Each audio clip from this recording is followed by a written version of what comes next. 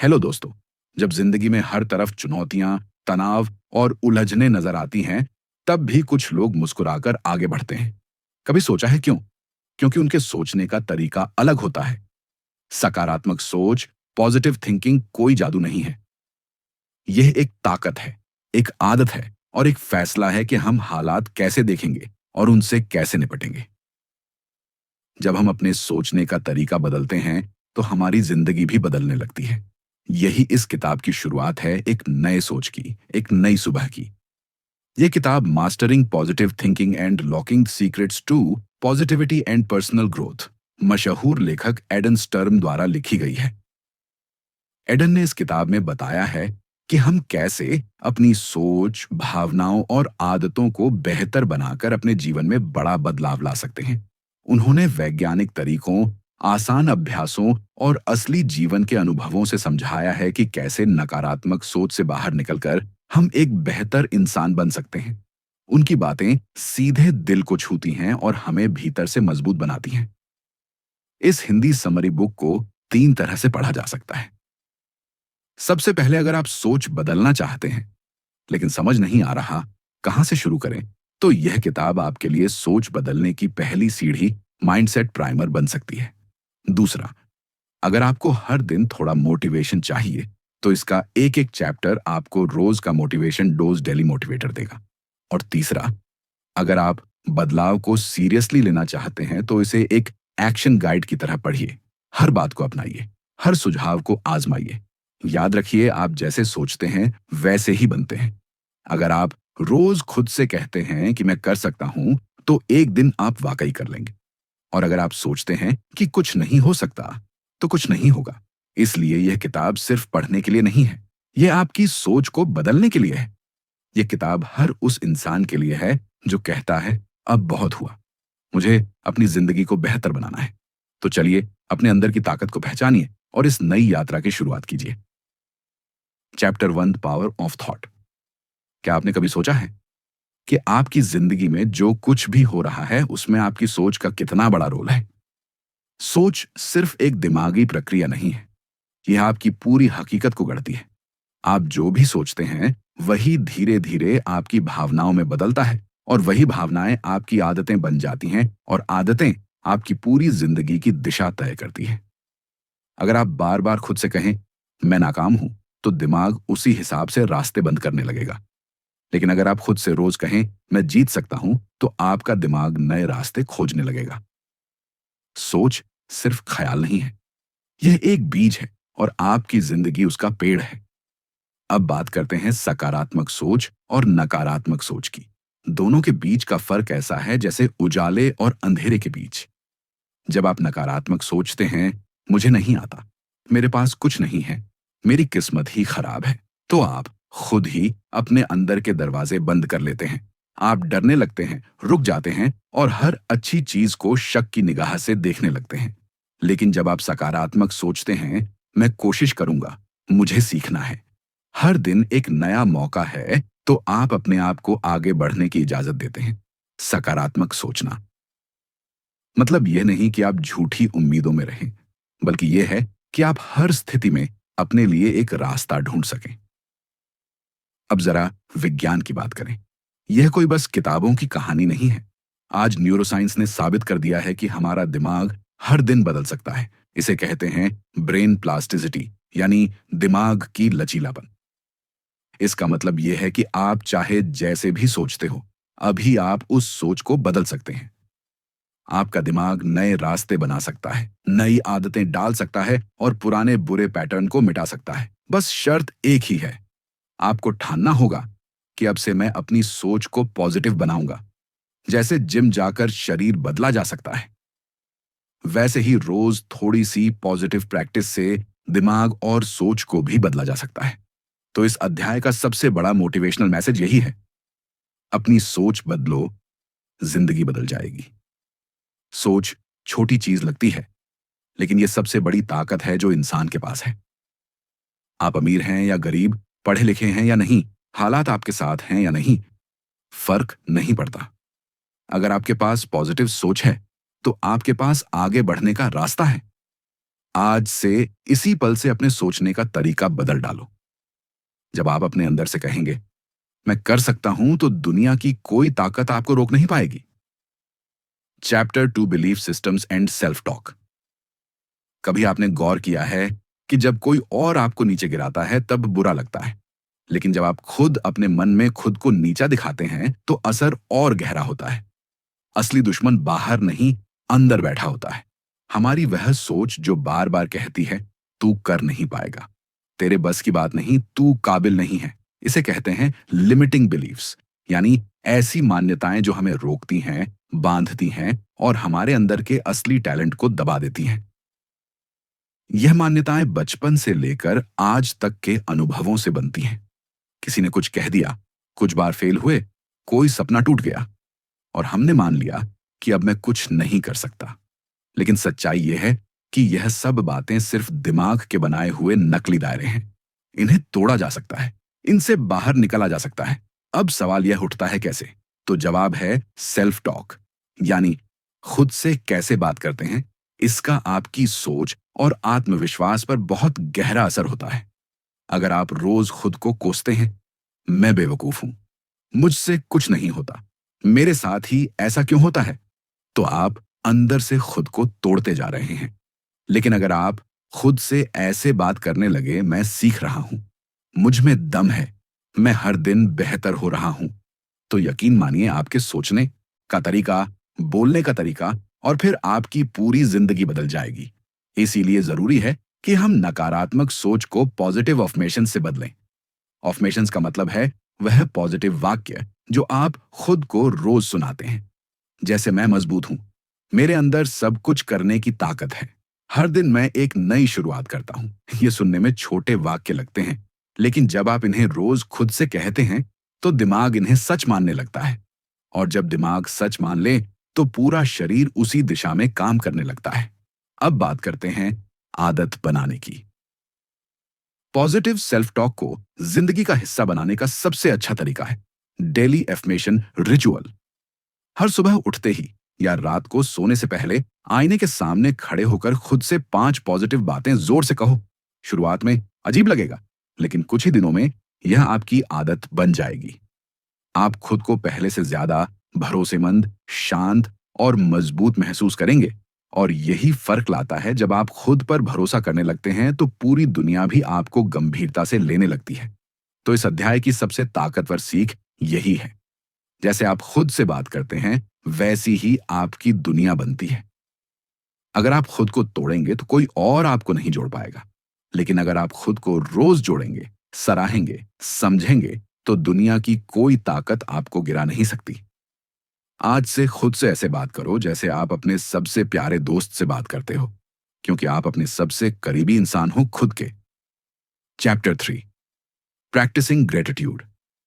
Gratitude सिर्फ एक शब्द नहीं, बल्कि यह एक ऐसी शक्ति है जो हमारी पूरी दुनिया को बदल सकती है। यह हमारे दृष्टिकोण को नया आकार देती है, हमारे मनोबल को ऊंचा करती है और हमारी जीवन शैली को पूरी तरह से सकारात्मक बना देती है। जब हम आभार व्यक्त करते हैं तो हम न केवल अपनी कठिनाइयों को स्वीकार करते हैं, बल्कि जीवन के हर छोटे बड़े पल में अच्छाई देखना भी शुरू कर देते हैं। और यही आभार का असली जादू है। यह हमारी सोच को शुद्ध करता है और हमें हर दिन का धन्यवाद देने का नजरिया देता है। आधुनिक जीवन की दौड़ धूप में हम अक्सर नकारात्मक सोच से घिर जाते हैं। दिन भर की भागदौड़, काम का दबाव और रोज की चुनौतियां हमें थका देती हैं और हम अपनी समस्याओं पर ही ध्यान केंद्रित कर लेते हैं। लेकिन जब हम आभार की आदत डालते हैं तो हम इस दुनिया को एक नए नजरिए से देखने लगते हैं। हम उन छोटे छोटे अच्छाइयों की ओर ध्यान केंद्रित करने लगते हैं जिन्हें हम पहले नजरअंदाज करते थे। आभार हमें याद दिलाता है कि जीवन में चाहे जितनी भी मुश्किलें हों, हमारे पास हमेशा कुछ ऐसा होता है जिसके लिए हम आभारी हो सकते हैं। और यही बदलाव हमारी सोच को पूरी तरह से सकारात्मक बना देता है। ग्रेटिट्यूड के प्रैक्टिस का सबसे सरल और प्रभावी तरीका है जर्नलिंग। हर दिन कुछ मिनटों का समय निकालें और लिखें कि आप किस बात के लिए आभारी हैं। यह बात छोटी हो सकती है, जैसे किसी का मुस्कान से स्वागत करना या फिर किसी ने मदद की हो। जब हम अपने विचारों को लिखते हैं तो हम उन्हें एक बार फिर से महसूस करते हैं। यह न केवल हमें अपने सकारात्मक अनुभवों को याद दिलाता है, बल्कि हमारे मन को शांति और संतोष भी प्रदान करता है। यह एक शक्तिशाली तकनीक है जो हमारे दिमाग को सही दिशा में निर्देशित करती है और हमें अपने भीतर के ग्रेटिट्यूड को महसूस करने का अवसर देती है। ग्रेटिट्यूड का असर सिर्फ एक दिन तक नहीं रहता, बल्कि जब आप इसे नियमित रूप से अपनी दिनचर्या में शामिल करते हैं तो इसका प्रभाव बहुत गहरा होता है। छोटे छोटे धन्यवाद, क्षणों को महसूस करना, जैसे किसी अच्छे दिन का अनुभव करना या एक प्यारे से लम्हे का आनंद लेना, यह सब हमारे भीतर सकारात्मक ऊर्जा का संचार करता है।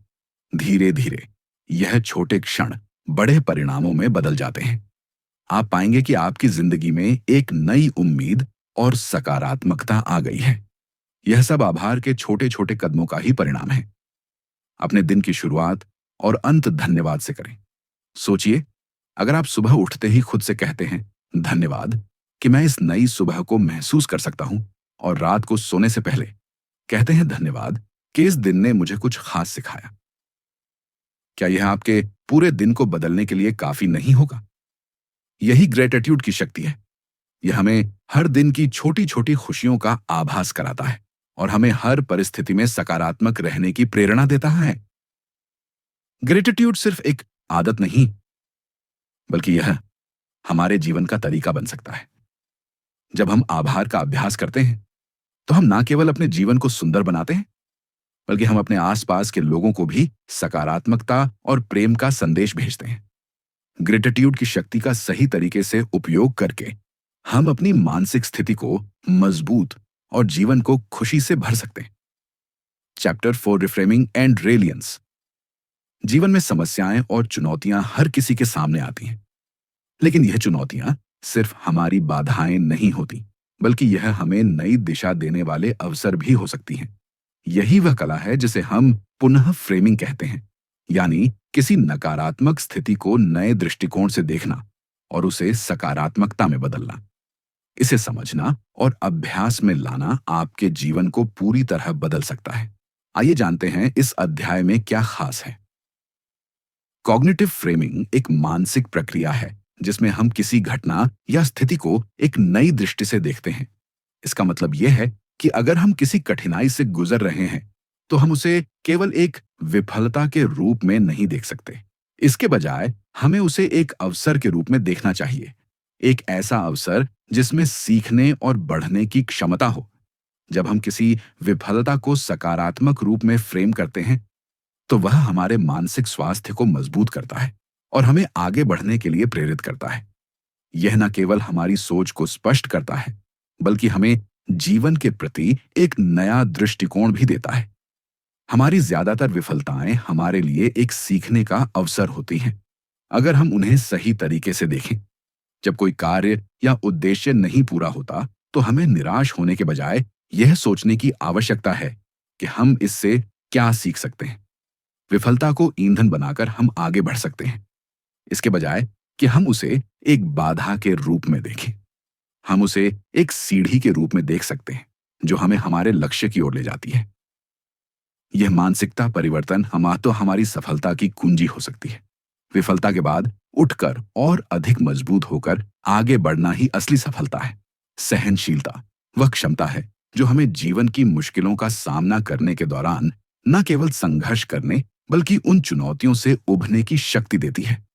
मानसिक सहनशीलता को अभ्यास में लाना आसान नहीं होता, लेकिन यह एक ऐसी आदत है जिसे हम रोज के जीवन में शामिल कर सकते हैं। यह एक दिनचर्या का हिस्सा बन सकती है, जैसे कि किसी कठिन स्थिति को स्वीकार करना, खुद से सकारात्मक बातें कहना और छोटे छोटे कदमों से आगे बढ़ना।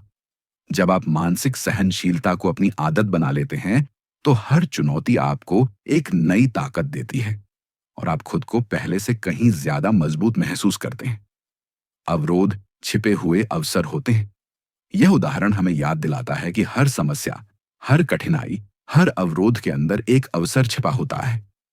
जब हम किसी समस्या से घिरते हैं तो हमें यह समझने की जरूरत है कि वह सिर्फ एक अस्थायी स्थिति है जो हमें कुछ नया सिखाने के लिए आई है।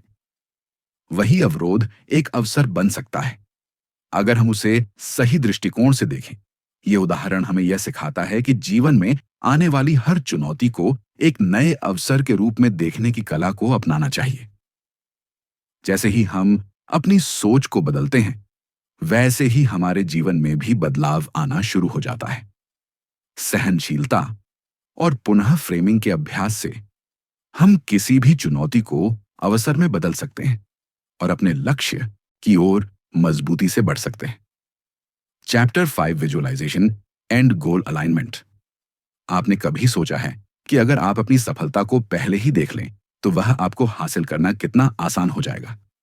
विजुअलाइजेशन यानी मानसिक चित्रण, यह एक शक्तिशाली तकनीक है जो आपको अपने सपनों और लक्ष्यों को पहले से महसूस करने में मदद करती है।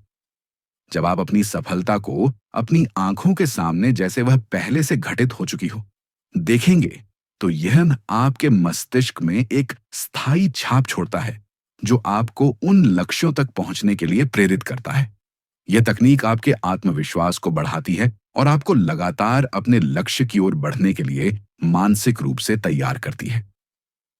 विजुअलाइजेशन केवल कल्पना नहीं है, बल्कि यह एक मानसिक पुनराभ्यास है जो आपको आपके लक्ष्य तक पहुंचने के लिए तैयार करता है। मानसिक पुनराभ्यास में आप अपने लक्ष्य को पहले से ही हासिल करने का दृश्य अपने मन में बार बार पुनः खेलते हैं। इसे सही तरीके से करने के लिए आपको शांति से बैठकर गहरी सांसें लेनी चाहिए और अपनी आंखों के सामने अपने लक्ष्य की पूरी तस्वीर स्पष्ट रूप से देखनी चाहिए, जैसे कि आप उस लक्ष्य को पहले से हासिल कर चुके हों। उसकी खुशियां, संतोष और वह एहसास पूरी तरह से महसूस करें। इस तरह के पुनराभ्यास से आपके मस्तिष्क को यह विश्वास होता है कि यह लक्ष्य संभव है और वह इसके लिए आवश्यक कदम उठाने के लिए तैयार है। कभी कभी हम अपने लक्ष्यों को सिर्फ प्राप्त करने के लिए निर्धारित कर लेते हैं, लेकिन हम यह नहीं सोचते कि वे हमारे अंदर की सकारात्मकता और उद्देश्य के साथ संरेखित हैं या नहीं। जब आप अपने लक्ष्य को केवल व्यक्तिगत लाभ के बजाय एक सकारात्मक उद्देश्य और इरादे के साथ जोड़ते हैं, तो आपके प्रयासों में अधिक ऊर्जा और प्रेरणा होती है। आपके लक्ष्य को एक उच्च उद्देश्य के साथ संरेखित करना न केवल आपको अधिक प्रेरित करता है, बल्कि यह आपके कार्यों को एक गहरी संतुष्टि और आंतरिक शांति भी देता है। अपने लक्ष्य को सकारात्मक दृष्टिकोण से देखना और उसे सही इरादे के साथ जोड़ना आपके सफलता की कुंजी हो सकता है। विजुअलाइजेशन की शक्ति को महसूस करने के लिए आपको एक सरल स्क्रिप्ट का पालन करना चाहिए, जिसे आप दैनिक अभ्यास के रूप में अपना सकते हैं। यह आपको अपने लक्ष्य को स्पष्ट रूप से देखने और महसूस करने में मदद करेगी। शांति से बैठें। सबसे पहले शांत वातावरण में बैठें। अपनी आंखें बंद करें और गहरी सांस लें। अपने शरीर को पूरी तरह से आराम दें। अपने लक्ष्य को स्पष्ट रूप से देखें। अब अपने लक्ष्य को अपनी मानसिक स्क्रीन पर देखें, जैसे कि वह पहले से ही पूरा हो चुका हो। उदाहरण के लिए, अगर आपका लक्ष्य एक प्रमोशन प्राप्त करना है, तो खुद को उस स्थिति में देखें जहां आप अपनी नई भूमिका में काम कर रहे हैं और आपके चेहरे पर आत्मविश्वास और संतुष्टि की चमक हो। भावनाओं को महसूस करें। उस सफलता के साथ जुड़ी सारी भावनाओं को महसूस करें। क्या आपको खुशी हो रही है? क्या आपको गर्व महसूस हो रहा है? उस सफलता के बारे में आपकी सोच और भावनाएं क्या हैं? इस भावना को अपने पूरे शरीर में महसूस करें। सकारात्मक इरादों के साथ संरेखण करें। अपने लक्ष्य को प्राप्त करने के बाद इस सफलता का आपके जीवन में क्या सकारात्मक प्रभाव पड़ेगा, इस पर ध्यान केंद्रित करें। क्या आप अपने परिवार को गर्व महसूस करवा रहे हैं? क्या आप दूसरों की मदद कर रहे हैं? ये सोचें कि यह सफलता आपके उच्च उद्देश्य से कैसे जुड़ी हुई है। अपनी छवि को जीवित रखें। जब आप इस दृश्य को अपने मन में पूरा कर लें, तो उसे अपनी मानसिक स्क्रीन पर स्थिर करें। अपने आप को यह विश्वास दिलाएं कि आप इस लक्ष्य को प्राप्त करेंगे। इसे बार बार दोहराएं और जब भी आपको लगे कि आपके रास्ते में कोई रुकावट है, तो इस विजुअलाइजेशन का पुनरावलोकन करें। यह विजुअलाइजेशन न केवल आपकी सफलता के प्रति आपके विश्वास को मजबूत करेगा, बल्कि यह आपको मानसिक रूप से अपने लक्ष्य के करीब ले जाएगा। जब आप इसे नियमित रूप से अभ्यास करते हैं, तो आप पाएंगे कि आपके भीतर एक गहरी प्रेरणा और आत्मविश्वास उत्पन्न हो रहा है, जो आपके वास्तविक प्रयासों को और अधिक प्रभावी बनाता है।